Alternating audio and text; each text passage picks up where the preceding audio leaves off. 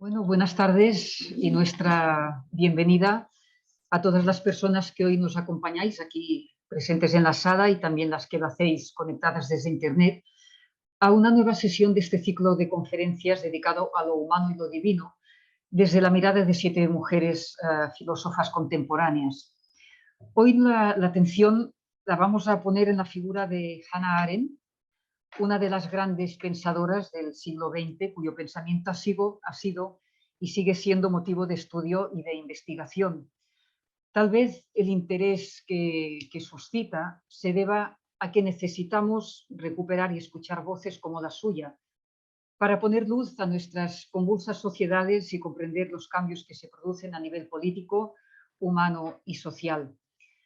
Hannah Arendt, de ascendencia judía, pero alemana, con la subida de Hitler tuvo que huir de Alemania en el 33, se exilió en París, de donde también tuvo que marchar en el 40, y acabó estableciéndose en Nueva York, donde pudo nacionalizarse estadounidense después de 14 años, largos 14 años en situación de apátrida refugiada.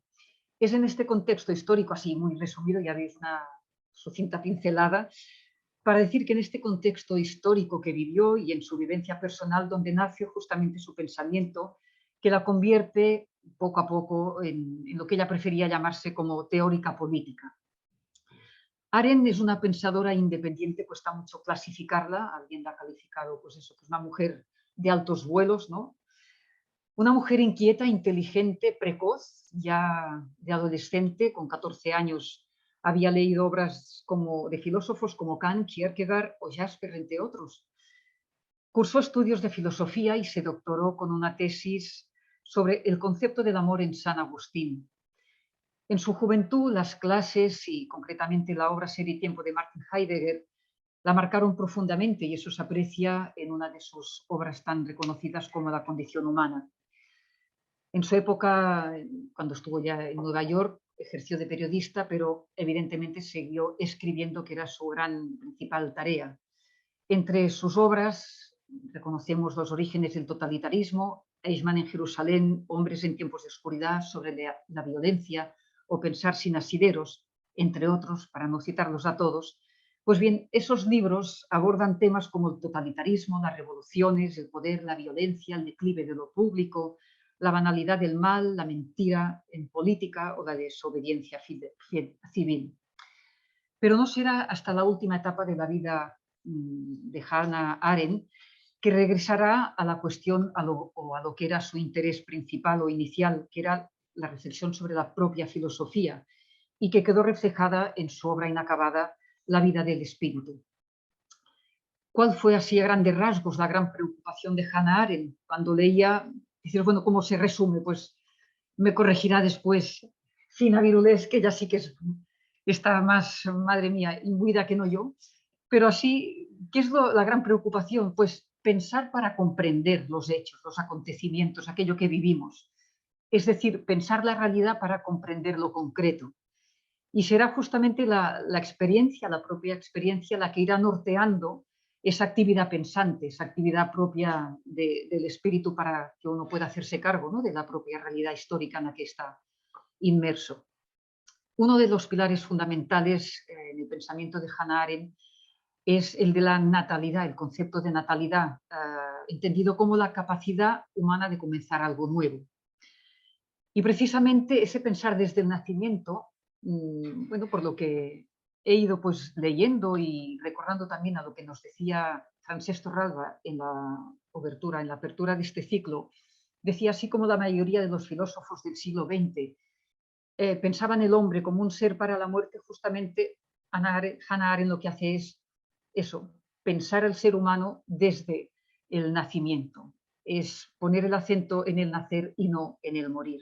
Pues ya os podéis imaginar que esto ya supone un marco totalmente distinto, ¿no?, en el mundo de la filosofía. Pues bien, de este último punto, la natalidad y la acción, en Hannah Arendt es de lo que va a tratar la ponente que hoy nos acompaña, Fina Virulés, y a quien ya desde ahora agradecemos profundamente su presencia y sobre todo su vocación como profesora, para que nos introduzca en esta gran pensadora y en estos conceptos tan propios de Hannah Arendt, como son la natalidad y la acción y cómo se vinculan con la libertad y la responsabilidad que tenemos los seres humanos a la hora de construir una casa común para todos. Bien hecha esta pequeña introducción, ¿qué deciros de Fina Birulés? Pues ella es profesora de Filosofía Contemporánea de la Universidad de Barcelona, ejerció desde el 79 hasta el 2020, pero sigue trabajando como investigadora del Seminario Filosofía y Género ADUC. Autora de artículos y ensayos en torno a la subjetividad, la política y la memoria, así como cuestiones de teoría feminista y la producción filosófica femenina, con una especial atención y dedicación a Hannah Arendt. Ella es una excelente intérprete de esta filósofa, ha traducido sus obras, ha prologado libros, ha editado libros y obras de ella y también de otras filósofas del siglo XX.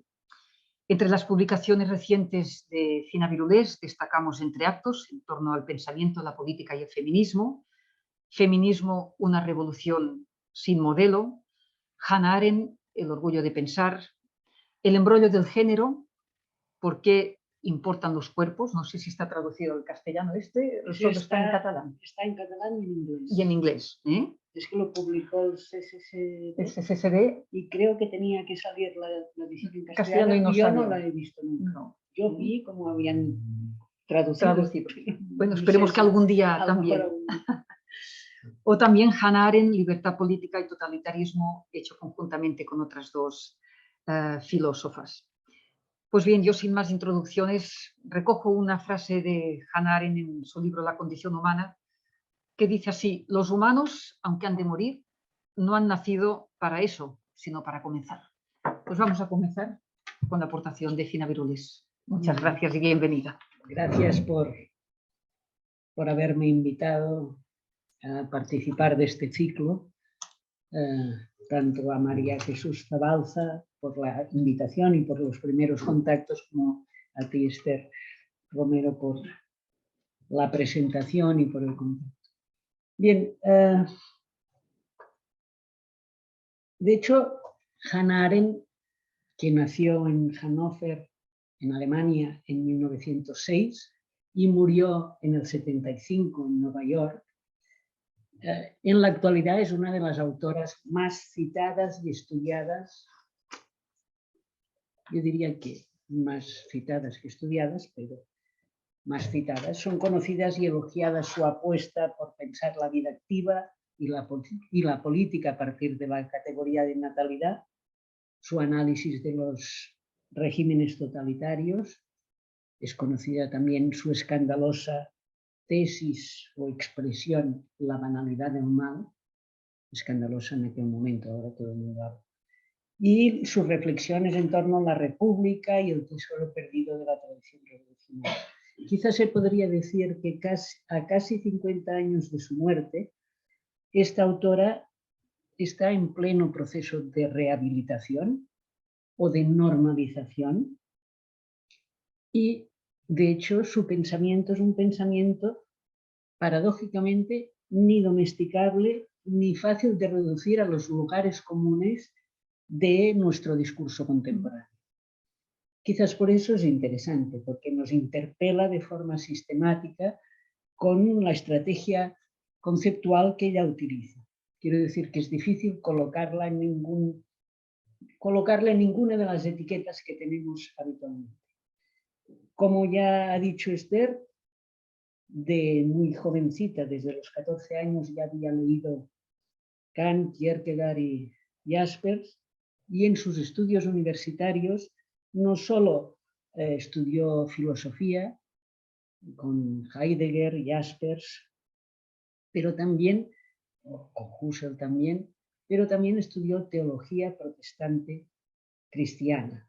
Hizo cursos sobre los evangelios, es decir, que es una autora que, si bien no tiene textos relativos a la teología o a la religión, la conoce bien, la conocía bien.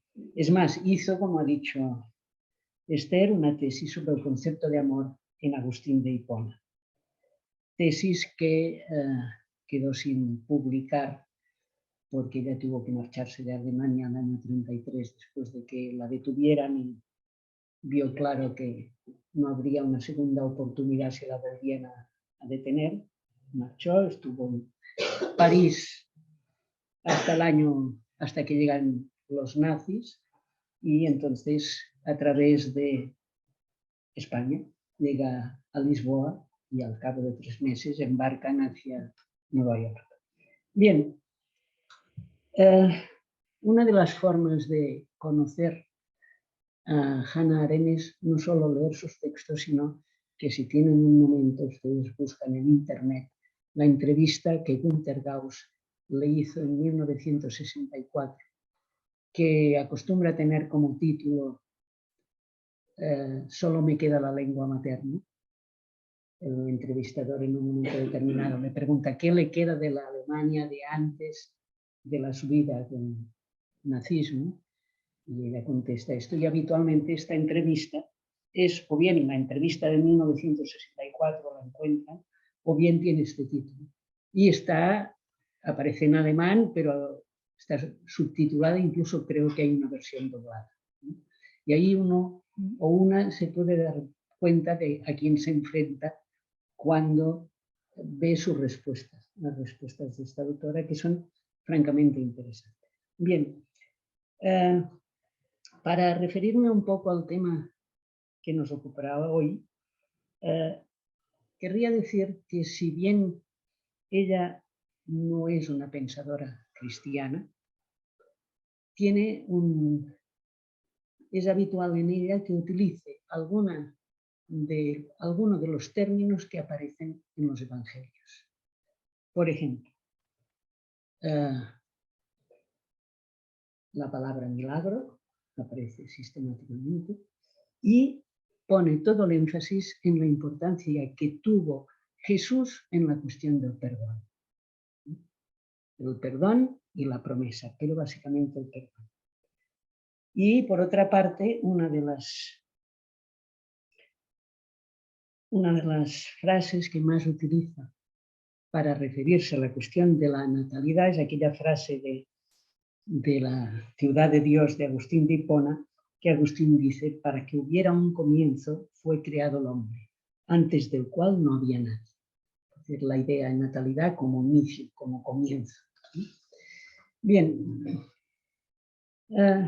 habría que señalar 2 cosas para poder empezar a entrar en la cuestión, y es que el pensamiento de Arendt responde, podríamos decir, a 2 grandes, ella dice, shocks o impactos: el impacto del pensamiento, que sería la filosofía de Heidegger, de Husserl, la fenomenología de Jaspers, y el impacto de la realidad, lo que supuso, podríamos decir, la subida del nazismo al poder. Eso es así, de modo que Arendt entiende que a partir de un determinado momento no puede ser una simple espectadora, sino que tiene que tratar de, primero, ser culpable de algo. En aquellas circunstancias, ser inocente era ser cómplice, entendía ella, y por tanto ser culpable de algo, y al mismo tiempo tratar de analizar cómo ha sido posible la emergencia de los regímenes totalitarios. En este sentido, su primera gran obra, que la hizo conocida en Estados Unidos, son Los orígenes del totalitarismo, donde trata de comprender la especificidad de estos regímenes. Para ella, el totalitarismo carece de precedentes. No es una dictadura más, sino que carece de precedentes, y hay que tratar de comprenderla en su especificidad, porque son regímenes, entiende ella, que han hecho saltar por los aires nuestras categorías y parámetros de juicio. Es decir, cómo calificar de asesinato lo que ocurrió en los campos de exterminio. Basta la categoría de asesinato, bastan las categorías, también las jurídicas.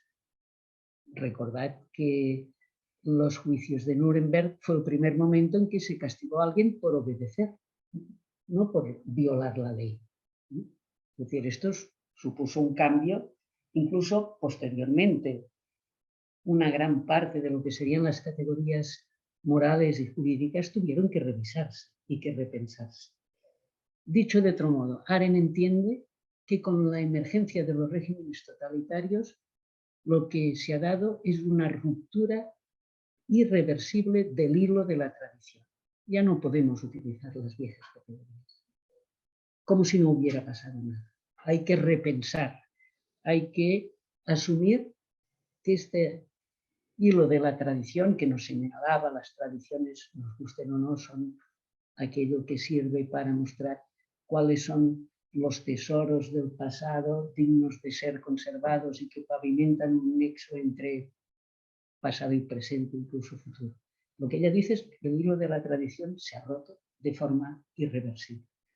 Y es a partir de ahí que hay que entender en buena medida su pensamiento. Es decir, no es un pensamiento dialéctico en el sentido de que el mal, lo negativo, finalmente puede producir algo positivo.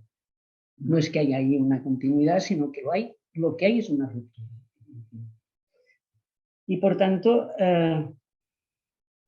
tratará de repensar la política, el sentido de la política, una vez estos regímenes lo que habían hecho era eliminarla totalmente.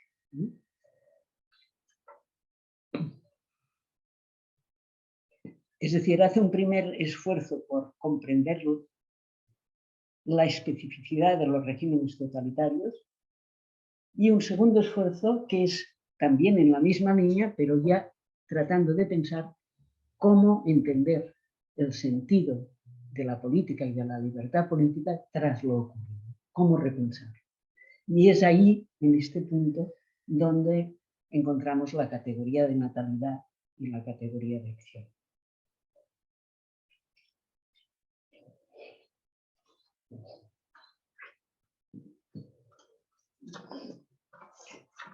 En este sentido, podríamos decir, Arendt tiene un pensamiento básicamente de carácter tentativo, no tiene una voluntad de crear un sistema que permita explicarlo todo, sino que ella habla de sí misma y de sus obras como ejercicios de pensamiento, ¿no? Ejercicios de crítica y de reflexión al mismo tiempo que parten, como decías tú, de las experiencias que le tocó vivir, lo cual hace que a menudo revise sus categorías, porque los acontecimientos la obligan a reconsiderar lo que pensaba. Por ejemplo, en los orígenes del totalitarismo habla de mal radical. Posteriormente, cuando en el año 63 asiste al juicio de Eichmann, que era el responsable de la solución final, que se recuerdan fue secuestrado en Argentina y juzgado en Israel, cuando ve Eichmann delante, habla de banalidad del mal, de un mal normal, que no quiere decir que sea menos peligrosos, es decir, psicópatas hay pocos, personas normales hay bastantes. Es decir, que si de lo que se trata es decir, este individuo no es un psicópata, sino que es una persona completamente normal, la cuestión empieza a ser más terrorífica. Bien, en todo caso, querría decir esto, su pensamiento nunca busca dar con principios generales que permitieran explicar cualquier acontecimiento. Quiere acercarse a la especificidad de los acontecimientos que le toca vivir. Y si para eso tiene que tomar una nueva perspectiva, lo hace. Es decir, no se trata de una obra acabada, sino de una obra que se pone en marcha a partir de los indicadores que son la experiencia que le toca. Bien, yo me centraré básicamente en esta obra del año 58, La condición humana, o Vida activa, como se titula en alemán. Para poder entrar en la cuestión de la acción y de la natalidad conviene que demos un pequeño rodeo. Hay una anécdota que cuenta Platón en el Teeteto, que dice, bueno, Platón cuenta, que Sócrates cuenta, ¿no? Y Sócrates dice, ahí tienes, Teodoro, el ejemplo de Tales, se refiere de Tales de Mileto, que también observaba los astros y al mirar al cielo dio con sus huesos en un pozo. Y se dice que una joven tracia, con ironía de buen tono, se burlaba de su preocupación por conocer las cosas del cielo cuando ni siquiera se daba cuenta de lo que tenía entre sus pies. Esta burla viene muy bien a todos aquellos que dedican su vida a la filosofía. Eso dice Sócrates y lo refiere Platón. El filósofo griego parece tomarse en serio, muy en serio, la risa de la chica. ¿Y por qué hay que tomarse en serio la risa de la chica? Porque describe, podríamos decir, una característica del pensamiento, especialmente del pensamiento filosófico. Es decir, hay un rasgo estructural del pensamiento que lo aleja de lo político, y aquí político entendamos el mundo común de los hombres, y que se manifiesta en la característica de distracción del filósofo. Cuando se piensa, la experiencia común desaparece. Es algo así como Tales mirando para arriba y no se entera de lo que pasa y se cae al pozo. Pero no solo esto, nosotros o nosotras tenemos en el lenguaje ordinario esta expresión de pararse a pensar. Pues el momento que me paro y pienso, que parece que el momento que hago un paréntesis, me retiro un poco, incluso hay quien se para físicamente. Este rasgo estructural del pensamiento es cuando pensamos la experiencia común desaparece. Quedémonos con la idea de desaparecer, ¿no?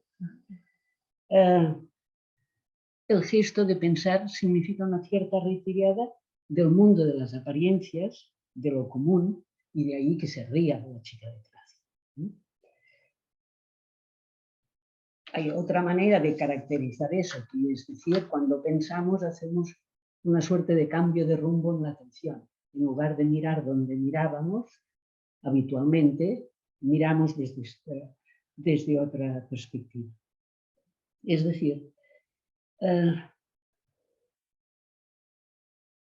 pensar tiene que ver con retirarse de las urgencias de la vida cotidiana, de la vida en común. Si aquí, como quien dice, alguien se desmayara, en lugar de hacer una reflexión muy sesuda sobre qué le debe pasar, lo más práctico es no pensar, es recurrir a un prejuicio, es decir, algo que hemos juzgado antes y llamar a una ambulancia, un médico, lo que sea. Es decir, que el pensar, el reflexionar, presupone una cierta retirada del mundo de lo común, del mundo de las apariencias, donde siempre estamos demasiado acompañadas por otros y por otras y demasiado ligadas a las necesidades y urgencias de la vida.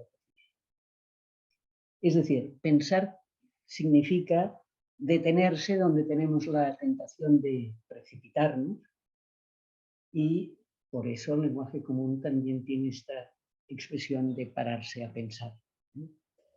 Es decir, Arendt lo que dice es, de esta experiencia que es común a todos los seres humanos, la tradición metafísica ha hecho una hipóstasis, como se dice en filosofía, una suerte de exageración, que es la vida del espíritu, la vida del filósofo. Pero todos y todas tenemos esta experiencia.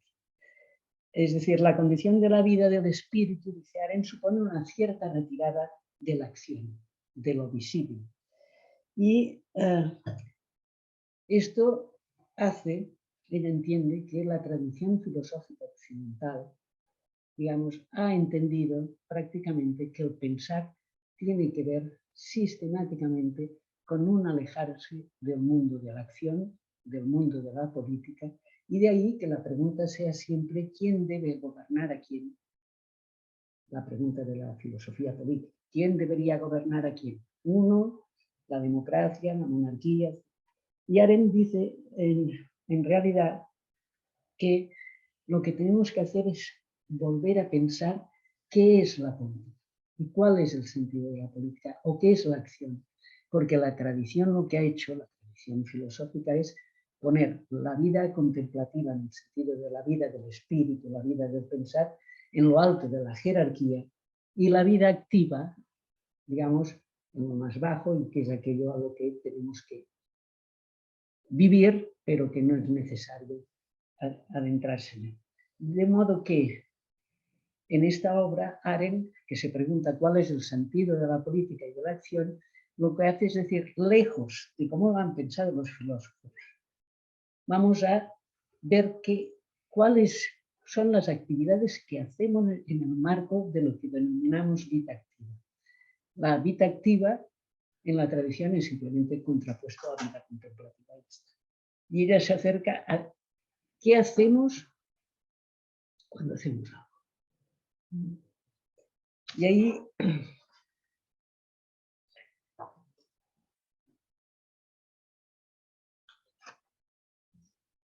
ella dice, voy a tratar, dice en el prólogo, de una cosa tan aparentemente banal como tratar de pensar sobre lo que hacemos. Por tanto, digamos, tomando en consideración este planteamiento que hemos hecho a partir de la anécdota de Sócrates, es decir, el pensar supone una retirada del mundo de las apariencias, y si alguien conoce un poco la tradición filosófica, el mundo de las apariencias para Platón es la falsa realidad, la verdadera realidad es el mundo de las ideas. Arendt lo que hace es centrar la atención para repensar la política en la vida activa, que no han pensado los filósofos porque simplemente la han visto como contrapuesta a la vida contemplativa.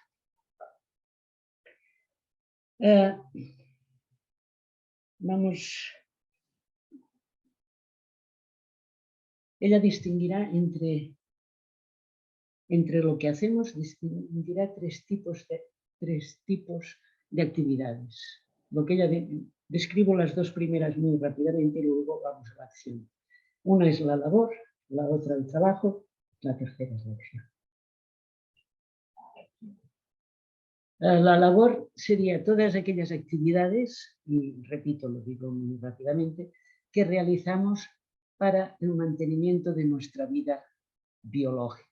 Es decir, todo aquello que hacemos para que el ciclo de la vida se mantenga.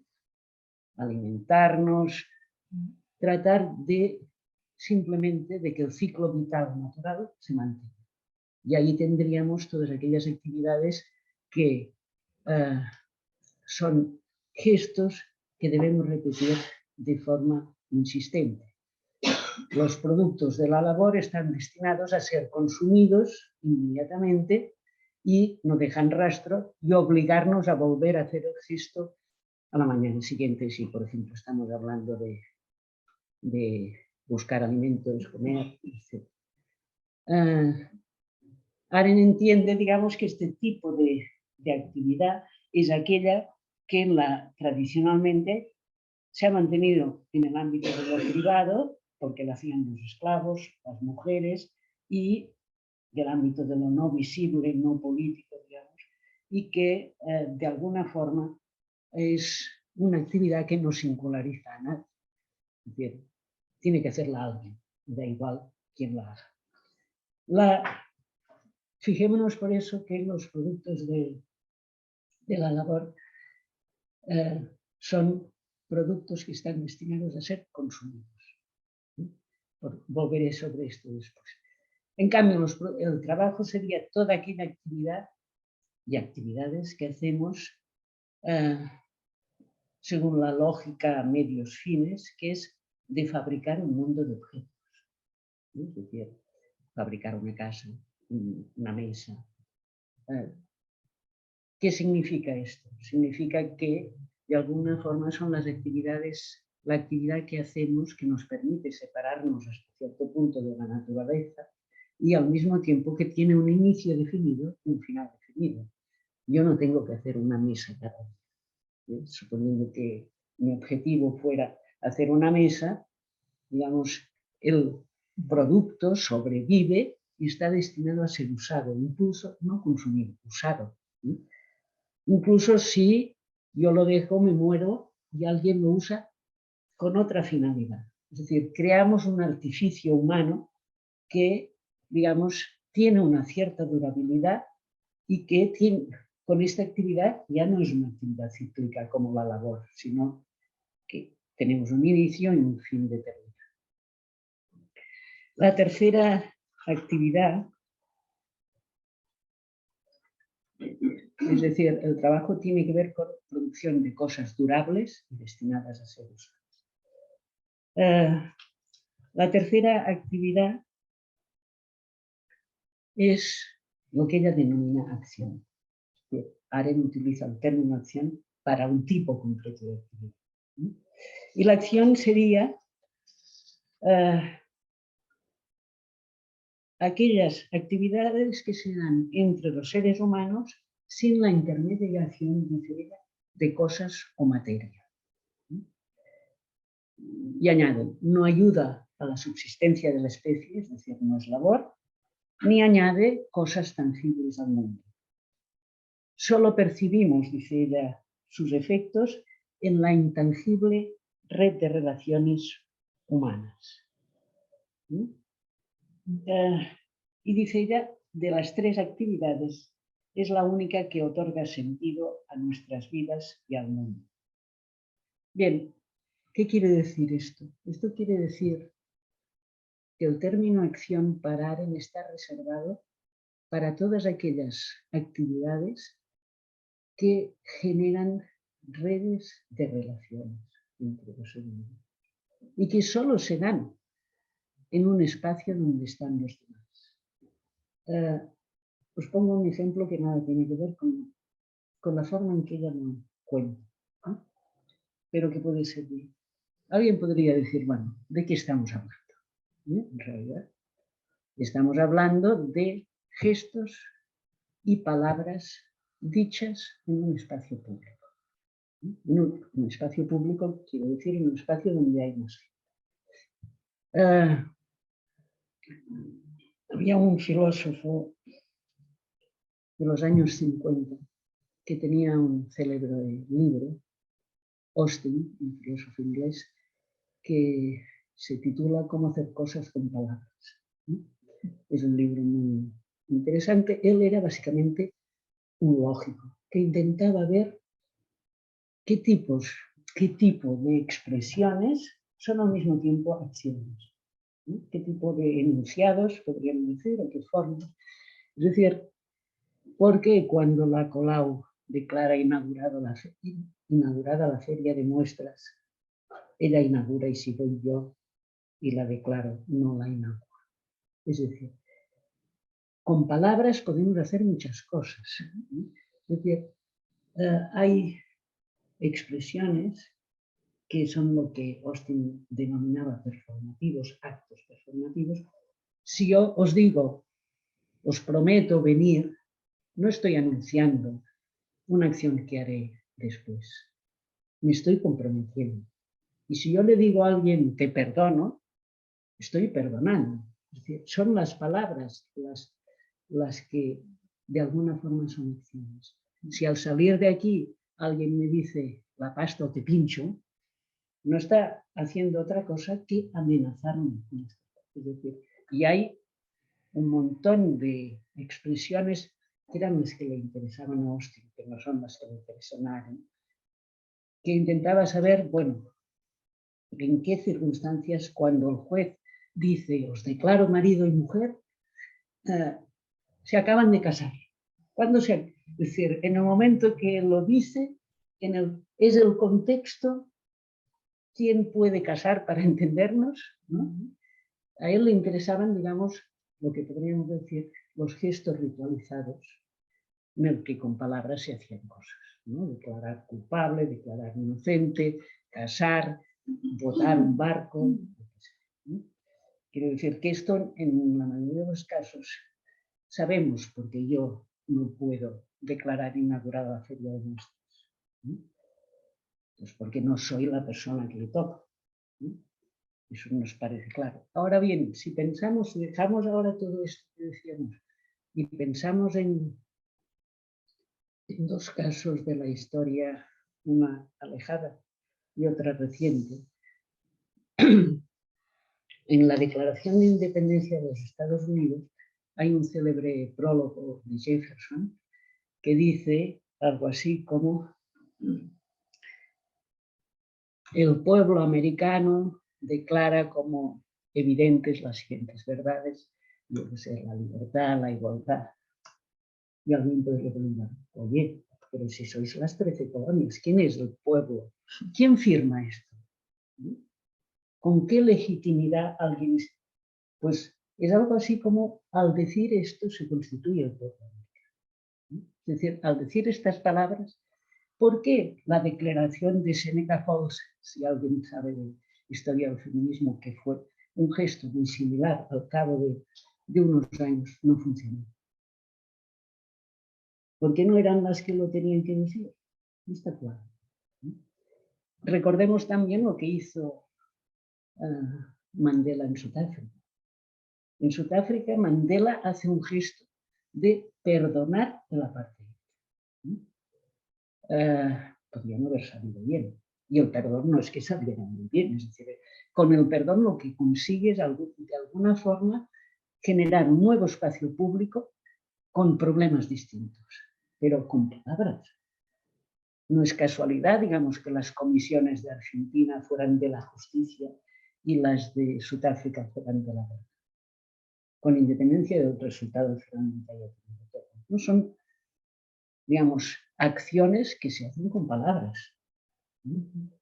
Y contan una anécdota que no sé si es cierta, que esta ya es la última, sé que es, que aquí en Barcelona, cuando Macià salió al balcón para declarar la República Catalana, no había nadie en Plaza San Joan. Y tuvo que salir una segunda vez para decir las mismas palabras, pero solo funcionó la segunda vez. Es decir, yo no puedo estar ahí fuera sola perdonando los demás. Todos los actos performativos necesitan de un contexto donde están los demás. Y son actos, podríamos decir, que más allá de los rituales que antes citábamos, son actos, acciones sin garantía. No sabemos cómo saldrá. ¿No? Es decir, iniciar, y ahora iremos a la natalidad, iniciar un gesto con palabras en un espacio donde están los demás, generan relaciones, pueden cambiar espacios públicos y al mismo tiempo podemos fracasar. Bien, entonces, de las tres actividades de esta acción, que siempre va acompañada de palabras y que siempre se da en un contexto donde están los demás. Aran dice: el espacio público es un espacio entre, in between, dice en inglés, un espacio entre las personas que lo habitan. Es decir, solo es posible la acción en un contexto donde están los demás. Pero, ¿qué pasa? Si la acción es así, se caracteriza por algo que es más difícil de aceptar. Las acciones son imprevisibles en sus consecuencias. Yo inicio una acción y como se entrelaza con las acciones de los demás y de las demás, la acción siempre alcanza más allá de lo que yo pretendía. A veces para bien y a veces para mal. Es decir, iniciar una acción, actuar es siempre actuar en un contexto donde están los demás. Y por tanto, los demás también actúan y reactúan a mis acciones. Es decir, la acción es imprevisible en sus consecuencias. Aquello de si lo sé, no empieza. ¿No? Si sé cómo acaba, no. Con resultados ilimitados. Es decir, alguien hace una acción y tiene resultados todavía hoy día, por lo menos las acciones, suponiendo que lo que hizo Adam fueron acciones, pues nos tienen aquí hoy hablando. Y además se caracterizan por ser irreversibles. ¿Qué quiere decir irreversibles aquí? Que yo digo unas palabras en público y a diferencia de lo que puedo hacer con una mesa que he creado, no me gusta, que la puedo destruir, digo unas palabras en público y ya se me han escapado. ya no están en mis manos. Lo máximo que puedo decir es perdón.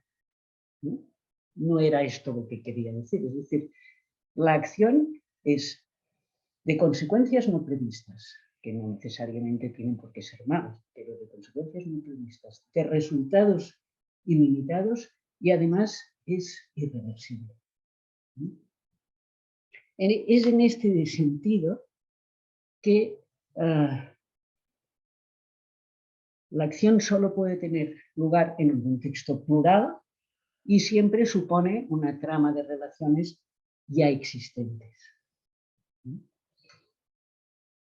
Y al poner el acento en la natalidad, Arendt se dota de una vía para dar razón de la acción. Nacer, lo sabemos, es no desaparecer, porque morir es no retirarse un poco del mundo como los filósofos, pero tanto les ha gustado hablar del hombre, un ser para la muerte, filosofar es adoptar el color de los muertos, etc. Digamos, la muerte es no retirarse un poco del mundo, sino desaparecer. En cambio, nacer es aparecer por primera vez. Es irrumpir, interrumpir. En este sentido, la acción humana, dice Arendt, es inicio, libertad. Los seres humanos tenemos el extraño poder de interrumpir los procesos naturales, sociales e históricos, ya que la acción hace aparecer lo inédito, lo nuevo. Es decir, con la acción podríamos decir, trascendemos aquello que nos viene dado. Podemos interrumpir dinámicas, podemos iniciar. Como dice Arendt, de todo recién nacido se espera lo inesperado. No sabemos quién será.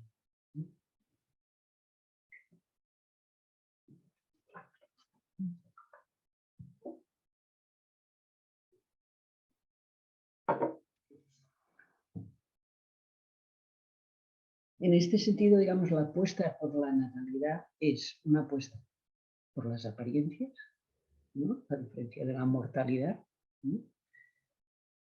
Y un recordarnos que siempre actuamos en una red de relaciones y referencias ya existentes y en un contexto donde los demás también actúan y reactúan.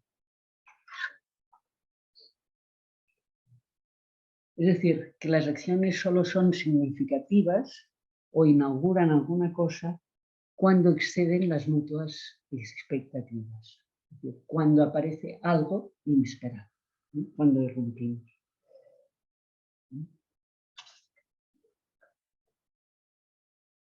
Dicho de otro modo, y ya por utilizar alguna palabra, alguna frase de los evangelios, perdónales porque no saben lo que hacen. Es decir, yo inicio una acción, no sé dónde acabará, solo retrospectivamente puedo, digamos, decir el sentido de lo que yo inicié, ¿no? Puesto que ya el sentido aparece solo al final. Y podríamos decir, actuar es tener, por eso Arendt dice que los griegos afirmaban que en política la virtud es el coraje. Tener el coraje de actuar, saber que uno inicia algo y no sabe cómo acabará, es una acción sin garantías, ¿no? O sin garantía. Es más, incluso podemos pensar que somos geniales y que vamos a iniciar una gran acción y simplemente lo que hemos hecho es repetir lo que ya existía. Es decir, no hemos interrumpido nada, a lo mejor no hemos añadido nada nuevo al mundo. Yo qué sé, alguien puede crear un grupo que piensa que va a mejorar la vida de los humanos y que un grupo nuevo, etcétera, pero con su forma de acción o el resultado de sus acciones, a lo mejor simplemente ha sumado una asociación más a las 25.000 que hay. No ha interrumpido nada, ha añadido simplemente algo a lo que ya había. Es decir, la acción solo es política si va acompañada de palabra, del discurso y la acción es fundamentalmente interacción. actuar entre. Y al mismo tiempo, a diferencia de la conducta, apunta a la iniciativa y a lo inesperado.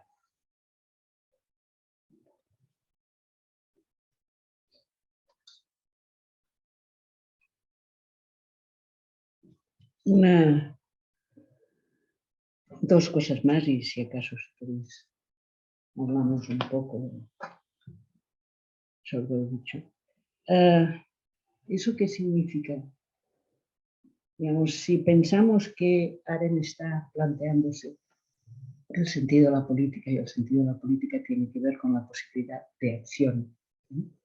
La posibilidad de interrumpir, de innovar, de añadir algo propio al mundo. Primero, el énfasis está en el mundo, es decir, o hay un espacio de relaciones y unas dinámicas o no hay acción posible. Así yo sola no. Es decir, que el énfasis está en el hecho de que siempre nacemos en un mundo que ya existía antes de que nosotros llegáramos y que posiblemente se mantendrá cuando partamos. Este énfasis en el mundo y en la red de relaciones indica que para Arendt la libertad política, no la libertad de la voluntad, sino la libertad política, no es igual a la soberanía. Yo no controlo los efectos de mi acción. Ser libre y actuar para Arendt son la misma cosa. Y al mismo tiempo ser libre y actuar quiere decir una acción sin garantía. Yo no controlo absolutamente el resultado de mis acciones. En cambio, digamos, lo que Arendt señala es que es a través de la acción cómo podemos singularizarnos, cómo podemos saber quiénes somos, cómo podemos manifestar quiénes somos. Ella distingue entre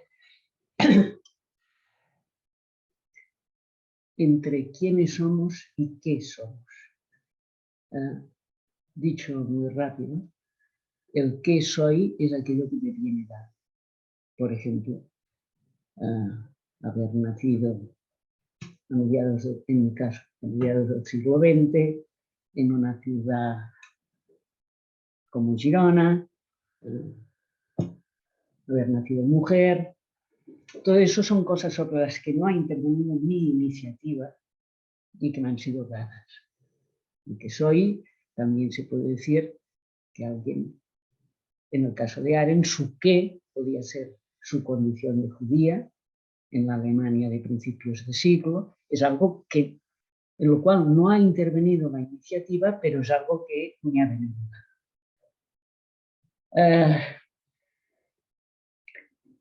Hay que entender que sobre lo dado, al menos en la opinión de Arendt, solo caben dos actitudes.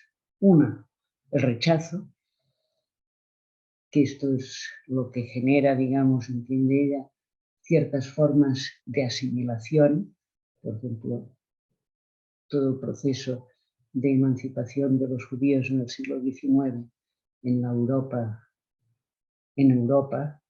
para Arendt generó una gran masa de movimientos de asimilación que fueron mucho peor para los judíos que otra vía, si se hubiera dado otra vía u otra reacción. Pero también podemos pensar en cuántas mujeres dicen que para ellas el ser mujer nunca les ha marcado para nada, etcétera, etcétera, y yo soy igual que un hombre en su caso. Pero en cualquier caso, digamos, hay la posibilidad de rechazar este qué y tratar de asimilarse al qué dominante, si el tuyo no es el dominante, o, digamos, de sentir gratitud, dice Arendt, por aquello que nos ha sido dado y ser capaz de ponerlo en juego. ¿Sí? Ser capaz de ponerlo en juego con la palabra y la acción en un contexto donde están los demás. Digo esto porque cuando digo lo que nos ha sido dado, podemos hacer una suerte de juego de palabras con lo dado. Lo dado, un don, ¿no? Es un don que es al mismo tiempo un presente, en el sentido de un regalo, recibido, y un presente en el sentido de un tiempo político. No es lo mismo nacer judío o judía en 1906 en Hannover, como Arendt, que nacer hoy en Nueva York, judío. Es un dado, es algo dado, pero se presenta interpretado de formas diferentes en cada momento de la historia. Es decir, que lo dado no es algo que no tenga características, sino que a menudo descubrimos las características de esto dado retrospectivamente. Bien, entonces, por una parte tendríamos el qué somos y por otro el quiénes somos. Y quiénes somos solo lo podemos descubrir a través de la palabra y la acción. Yo soy quien ha hecho tal acción en un contexto donde están los demás. Y es más, a menudo los demás conocen mejor mi quién que yo misma. Es decir, tal como aparezco a los demás, tal como me revelo a los demás. No se trata de que el quién sea algo así como una forma de autoexpresión delante de los demás, sino que solo tenemos un quién a través de nuestra propia acción y del relato retrospectivo de nuestras acciones. Hay una cuentista que a mí me gusta mucho, que es la Isaac Dinesen, o Karen Blixen, la autora de, habrán leído Memorias de África, o visto la película. Ella es una gran escritora de cuentos, muy recomendable. Y en uno de sus cuentos, un personaje que le preguntan, ¿y usted quién es? Y el otro contesta, déjeme contestarle de forma tradicional o clásica, de acuerdo a lo que dice, y contarle una historia, que es, yo soy aquel que he hecho esto en determinadas circunstancias. Es decir, yo soy, digamos, tal como aparezco en este relato, o como aparezco ante los demás, o yo soy tal como yo, cuando ya no actúo, sino hago de espectador de mí mismo, cuento. Es decir, no hay un sujeto previo aquí. Por eso decía que la libertad política y soberanía en Arendt no cuenta. Lo que cuenta es que actuamos siempre en un contexto donde están los demás, irrumpimos, interrumpimos y a menudo a través de eso emerge nuestro quién. Podemos singularizarnos. ¿Esto qué significa? Al menos en cierta medida, y con esto acabo y si queréis hablamos un poco, esto significa, por un lado, que en el espacio público no tiene ningún sentido pensar en términos de uniformidad. Digamos, lo que hay es una pluralidad de individuos separados por un espacio entre que aparecen o actúan y reactúan y al mismo tiempo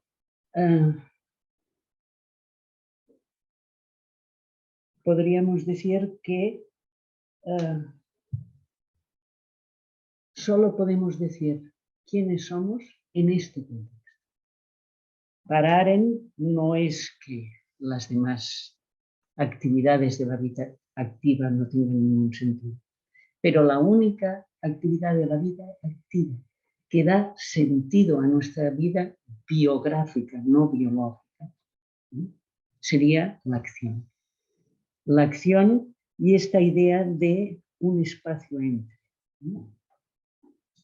Digo esta idea de un espacio entre porque no he insistido en esto, es decir, parar en el mundo es este espacio que hay entre los individuos. Llega a decir que el mundo y el espacio de la política es como una mesa alrededor de la cual se sientan diversas personas. La mesa, dice ella, nos relaciona tanto como nos separa. Pero sin la mesa, o estaríamos todos uniformizados y comprimidos unos contra otros, o totalmente atomizados. La política es un espacio de relación que se piensa en términos de distancia y no de proximidades, ¿no? Es decir, o hay espacio entre, no hay política, no quiere decir distancias abismales, pero no hay idea de una comunidad donde hay fusión, entre los... De ahí que ella hable del milagro de la acción. La acción es este gesto de interrumpir una dinámica, que es casi milagroso, pero no es explicable, es inesperado. Lo milagroso es aquello que no se esperaba en función de antecedentes, ¿no? El milagro de la acción, la importancia de la promesa, es decir, en un espacio público hecho de tantas inseguridades, ahí la posibilidad que hay es la de promesas mutuas y contratos mutuos, no contrato como contrato social que contaban los filósofos modernos, en el que se hacía una suerte de pacto donde se aceptaba ceder el propio poder para ser gobernado por otros. Ahí la idea es un contrato de promesas mutuas para proyectos en concreto. Islas de seguridad, dice ella, en un océano de inseguridad. Y fíjense que, como decíamos al principio, prometer es uno de los performativos más característicos. Si alguien dice te prometo, se está comprometiendo. Por algo los críos cuando prometen y quieren mentir, no vale. Pero porque estas palabras dichas ya son un compromiso. Y al mismo tiempo, digamos, las acciones con sus consecuencias imprevistas, con sus resultados ilimitados y su carácter irreversible, necesitan un remedio de la propia acción, que es otro performativo, que es el perdón. El perdón, que Arendt pone, digamos, como algo que es distinto a la venganza. El perdón es descargar, no es perdonar el acto y convertir el acto en algo que es bueno, si el acto era malo, ¿no? El resultado era malo, sino descargar a la persona de aquella acción que inició y que tenía consecuencias. Y allí Arendt dedica páginas y páginas a hablar del perdón en Jesús. Jesús como el que ha bajado el perdón del cielo a la tierra, ¿no? Que ha convertido algo que tenía que ver, podríamos decir, con Dios, con aquellas citas de los evangelios donde Jesús dice, perdónalos, porque luego Dios perdonará. No Dios perdona, por tanto perdonamos, sino hay que perdonarse unos a los otros. Ahora enseñaba, digamos que esto sería un performativo, como decíamos antes, que no habla de performativo, ¿no? Un recurso de la propia acción. Con palabras podemos no deshacer lo hecho, pero sí descargar a quien ha hecho y, por tanto, dar una opción para que este individuo o individuos puedan continuar. Y es interesante, digamos, fijarse en que cuando Arendt habla de acción, está hablando básicamente de una acción que está vinculada a la natalidad, a esta capacidad de innovar, de interrumpir, de hacer emerger lo inesperado. Pero esto presupone, podríamos decir, gestos, palabras y acciones en un contexto donde están los demás. Por tanto, no es un sujeto soberano quien es el que decide y dice voy a hacer esto. Sí, voy a hacer esto, pero luego me encuentro con lo que me encuentro, ¿no? Para bien y para mal. Bien, esto era lo que... y os quería leer una frase. Es en este sentido que ella, como síntesis un poco de lo que os he dicho, que Arendt entiende la pluralidad, este espacio donde están los otros y que viene marcado por un espacio entre. Por tanto, fijémonos que para que este espacio sea espacio de apariencias, tiene que haber una cierta distancia para que viendo esto tú y yo lo veamos. Si estamos en el mismo lugar no hay apariencia, hay una sola. Arendt entiende la pluralidad del espacio público en este sentido, no pluralismo político del que hablamos ahora, que serían diversos partidos políticos, No, la pluralidad es este espacio donde la mesa nos relaciona tanto como nos separa, como decíamos antes. Y insiste, y la cita es, no es el hombre, y lo escribe en mayúscula, sino hombres quienes habitan este planeta. La pluralidad es la ley de la Tierra.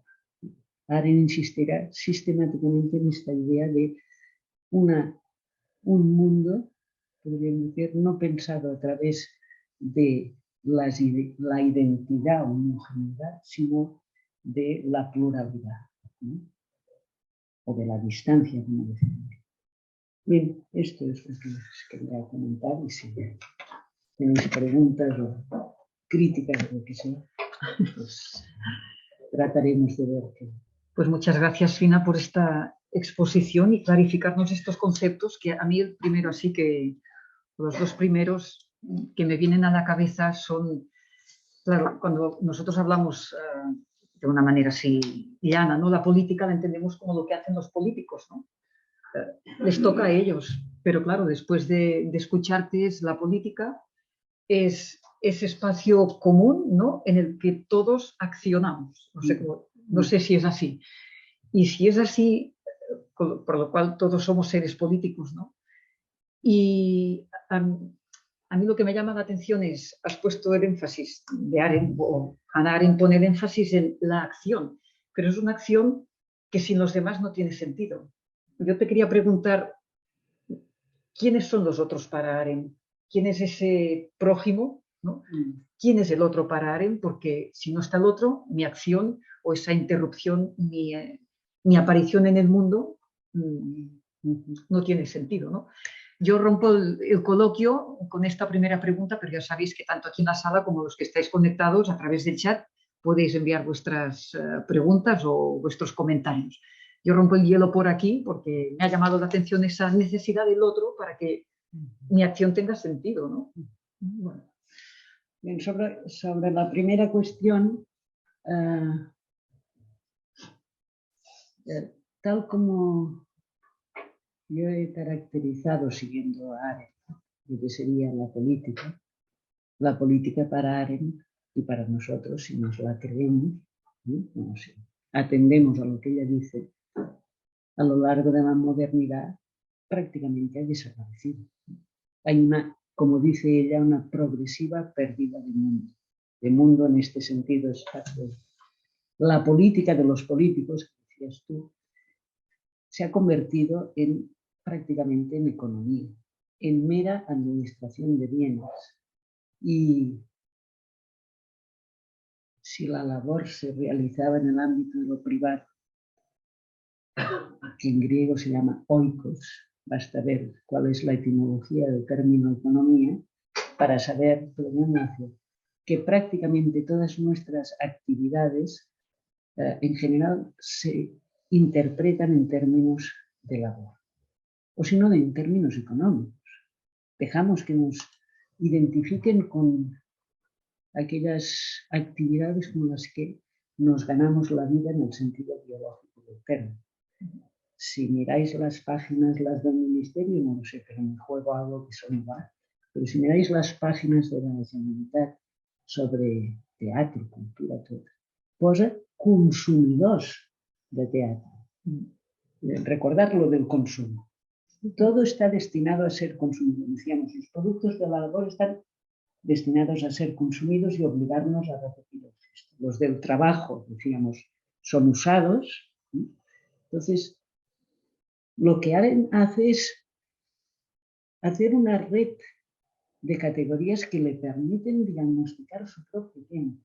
Pero lo que hay aquí es una progresiva pérdida de mundo, de espacio entre, podríamos decir, la política, digamos, de los políticos, es prácticamente una mera administración de bienes. Y la diferencia entre, y esto lo sabemos todos, y justamente ahora que está encima de la mesa, la diferencia entre una opción y otra muchas veces son los presupuestos generados.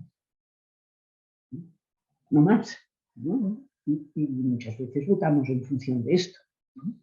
Es decir, que en Arendt lo que hay es una una idea de que no siempre ha habido política, que hay momentos que son de interrupción de dinámicas, momentos históricos en los que hay momentos de política que muchas veces no consiguen estabilizarse.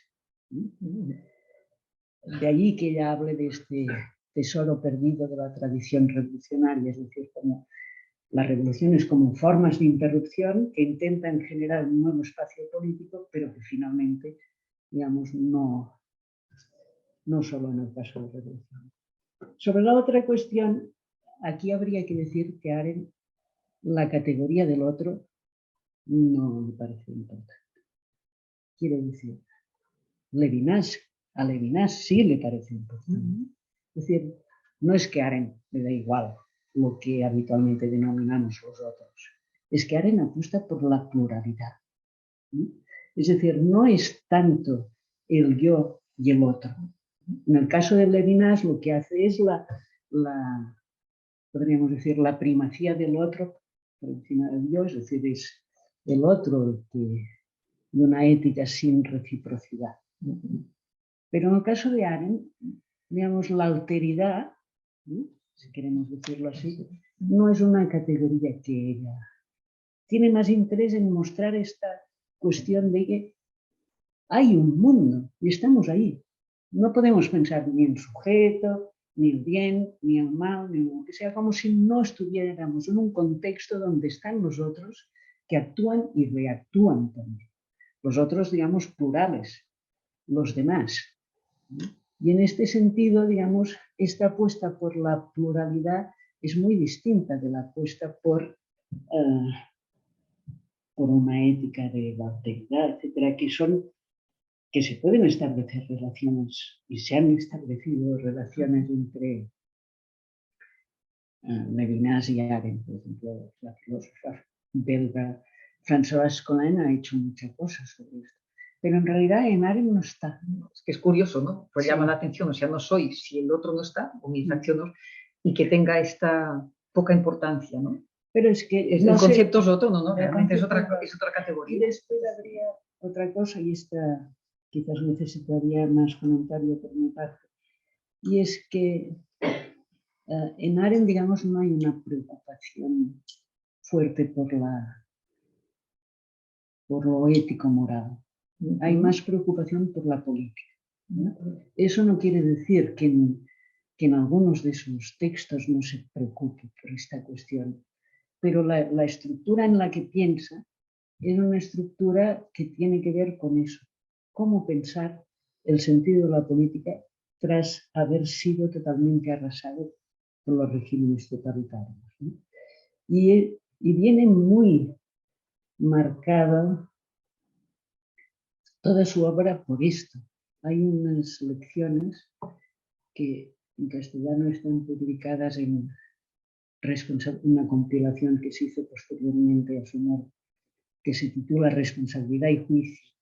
Hay unas lecciones que ella hizo que se han publicado con el título de Algunas cuestiones de filosofía moral,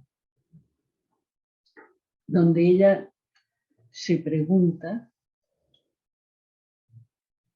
digamos, por cómo los valores morales que habían sido válidos aparentemente hasta la emergencia de los regímenes totalitarios no pararon nada, ¿no? Y cómo tras la derrota del totalitarismo los hemos recuperado como si no hubiera pasado nada.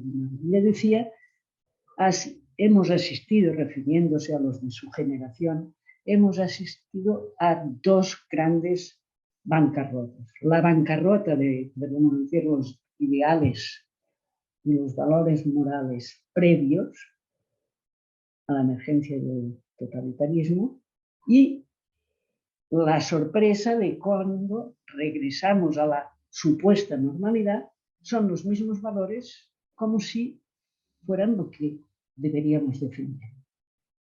Entonces es interesante tal como lo plantea, porque esto significa, digamos, que está poniendo en cuestión, y bueno, habría que hacer caso de que esto no sirvió, ¿no? Y habría que intentar. Pero ella aparte de hacer estos comentarios, estas lecciones que yo pienso que son muy interesantes y que supuestamente serían algo así como un preámbulo de lo que debería haber escrito, pero murió antes, la tercera parte de la vida del espíritu, su parte sobre el juicio. Pero, digamos, en general, ella tiene poca. Me interesa más tratar de caracterizar qué es la libertad política y al mismo tiempo diagnosticar su propia época. Antes de hacerle otra pregunta yo, voy a dar, no sé, en el chat no veo ninguna cuestión, no sé si aquí hay alguna. Sí. Bueno, yo quería preguntarte si podías a lo mejor desarrollar un poco más la idea de las acciones con la idea también de la conciencia, ¿no? En el sentido de entenderlo como la capacidad pues, de pensar, ¿no? De este pensamiento detrás de las acciones, que tal y como lo estoy entendiendo es, podríamos decir nula, ¿no? Si las acciones tienen consecuencias que son inéditas, que no podemos agregar a que van a ocurrir, pero que crea un precedente que puede ser hasta peligroso, ¿no? En cómo no tenemos entonces capacidad de, ¿no? de influir o de pues, poner conciencia detrás de lo que vamos a hacer, ¿no? Entonces, un poco, ¿cómo ve Hannah Arendt esta relación? Si la ve, si no la ve, un poco la idea entre los dos conceptos. Bueno, un momento, Sí. como supongo que no oís la pregunta, aquí para resumir la pregunta, ¿qué es para Hannah Arendt o cuál es la relación para Arendt entre acción y conciencia? Pensando que la acción pues, puede tener esos resultados imprevisibles, ¿no? Como si se pone conciencia o no en esa acción. Esa es la pregunta, ¿verdad? Sí. Gracias. Bueno, naturalmente, tal como lo he explicado, quizás es muy rápido, pero pongamos un ejemplo. Hay una novela de un escritor, creo que es húngaro, no querría equivocarme, el Sándor Márai, en la cual hay un personaje que hace unos desastres. Tú vas leyendo y dices, pero qué tipo, qué maldad, ¿no? Y él solo tiene buenas intenciones y se juzga a sí mismo y en realidad no quería, ¿no? Mi pretensión era no sé qué, ¿no? Entonces aquello es muy exagerado, ¿eh? Porque uno va leyendo y se queda diciendo, no, pero es un poco esta la idea, es decir, no es que Arendt piensa que no haya una intención cuando actuamos, que no pretendamos introducir o hacer alguna cosa. Lo que hace es, podríamos decir, lo que no han hecho jamás los filósofos, a excepción de algunos, ¿sí? Que es asumir la contingencia. Es decir, asumir que siempre actuamos en un contexto que no controlamos del todo. Y que es ahí donde hay el coraje. Y es ahí donde hay la libertad. Si no, uno puede ser como el personaje, me parece que la novela es aquella de, no recuerdo, en el título hay un nombre de Esther, precisamente, no me acuerdo cómo se llama. Pero el personaje está creado así, es decir, es uno que tú vas viendo el resultado de sus acciones, por favor. Y el otro está más que feliz de la vida con sus intenciones, es decir, solo juzga sus acciones por lo que el sujeto dice de sí mismo, ¿no? Podríamos decir, y en Arendt, naturalmente, ya sabe que actuamos con una intención, con una voluntad de hacer no sé qué, pero la cuestión es tratar de pensar la acción siempre como una acción que se da en un contexto donde no controlamos todo, no está todo en nuestras manos. Es decir, que planes y acontecimientos no marchan sincronizados. Y esto, para asumir esto, ya viene a decir, hay que tener coraje. Y esto es lo que nos permite singularizarnos. Todo lo demás sería como conducta. Sabemos qué hacer para llegar a construir una casa.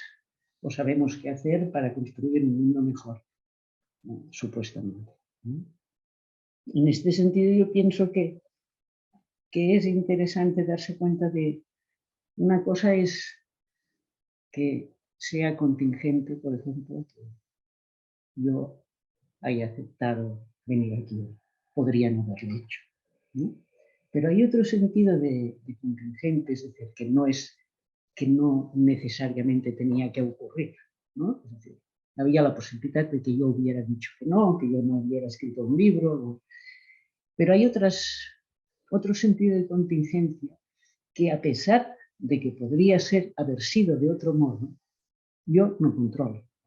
Es decir, es contingente que yo haya nacido, yo qué sé, en 1956, donde yo nací. Podría haber nacido en otro sitio, pero esto no lo puedo modificar. Como mucho, lo puedo poner en juego, ¿no?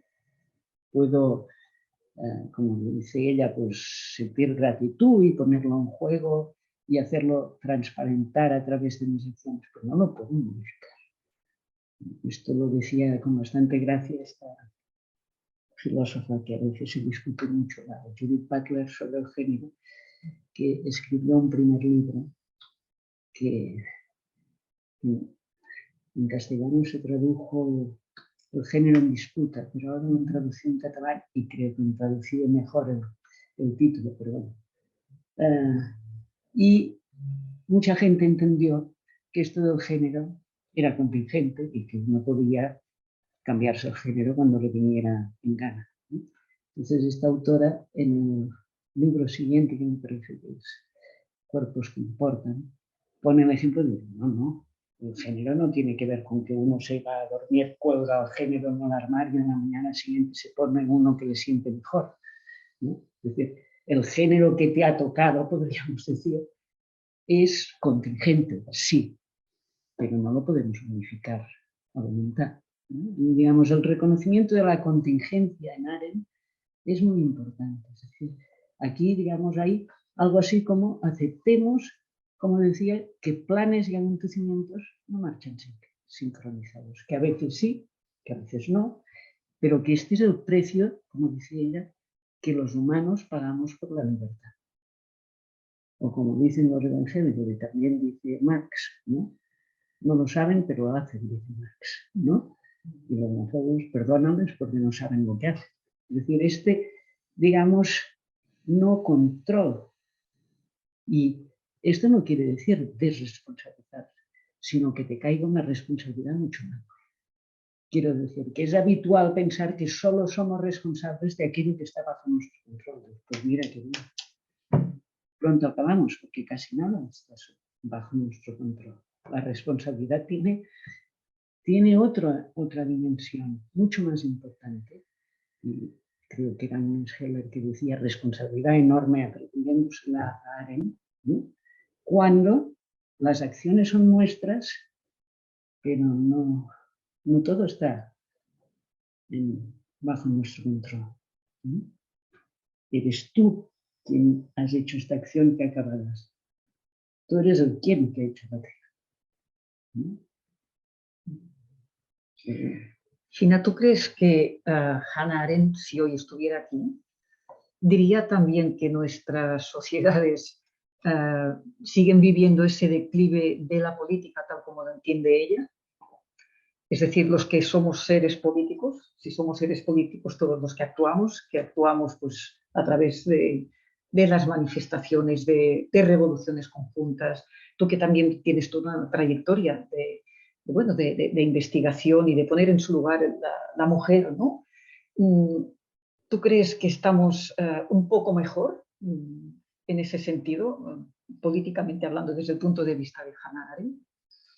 Yo desde el punto de vista de Hannah Arendt no me atrevo a hablar de lo que pensaría ella hoy aquí, porque tiene la maldita costumbre de mirar donde nunca mirábamos nosotros.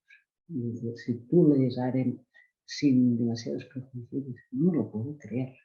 Ahora está hablando de la revolución y en lugar de fijarse en la francesa, se fija en la americana. Cuando va a Eichmann, resulta que aquel personaje es un hombre normal, el perfecto padre de familia del siglo XX. Así que no era un psicópata. Quiero decir que tiene, digamos, una de las virtudes de sus textos, nos puedan interesar más o no, es que pone foco en rincones donde no miramos. Y esto obliga a repensar. ¿Qué es lo que Diría no lo sé, porque los tiempos que vivimos no tienen muy buena pinta, la verdad se ha dicho. Pero lo cierto es que si pensamos, digamos, una cosa es que los momentos de libertad política no se encuentran precisamente en el Parlamento, ¿no? Es verdad, pero en los márgenes a veces se encuentran. Quiero decir, ya en la época de Arendt, podríamos decir, ella considera que momentos de libertad política y lugares donde se hace política eran los momentos de la disidencia de los países del este, de la revolución húngara, que se recuerdan por 15 días o 13. Pero alguien podría decir, esta mujer hace apuestas triunfantes, ¿no? Pero lo que está es juzgando no por el resultado, sino por lo nuevo que introdujo la Revolución húngara, que era un sistema de consejos organizado como de una forma muy distinta, otra forma nunca. Duró lo poco que duró, pero introdujo algo inédito en el contexto. Ella pone en su época muy el acento de que se encuentra en los márgenes, digamos, la libertad política. Hoy también podemos decirlo, pero hay que decir que cuesta un poco más, ¿no? Pero quizás porque nos toca vivirlos a nosotros, ya que la semana pasada hablaban de María Zambrano en la sesión pasada. Creo que es María Zambrano que dice que con el presente no hay que exagerar porque, entre otras cosas, nos toca vivirlo. Pues muy bien, veo que no hay ninguna intervención más aquí tampoco, pues nos quedamos con eso. Vamos a vivir nuestro presente, que en catalán diríamos que prou en tenim, no? Ya tenemos suficiente con ello. Pues Fina Virules, muchísimas gracias por esta participación, tus reflexiones y acercarnos a esta figura tan que consterna, interpela realmente Hannah Arendt. Bueno, nosotros también desde aquí agradeceros vuestra asistencia, desearos desde ya felices fiestas, que estamos a pocos días de las fiestas de Navidad y Año Nuevo, y ya nos vemos el año que viene. Nos vemos el 19 de enero con otra mujer interesante, Dorothy Day, y la felicidad natural que nos va a impartir Teresa Forcades, la monja benedictina que muchos conocéis. Pues nada, hasta aquí la sesión de hoy y nos vemos el 19 de enero. Muchísimas gracias a todos y hasta la próxima. Gracias, Fina.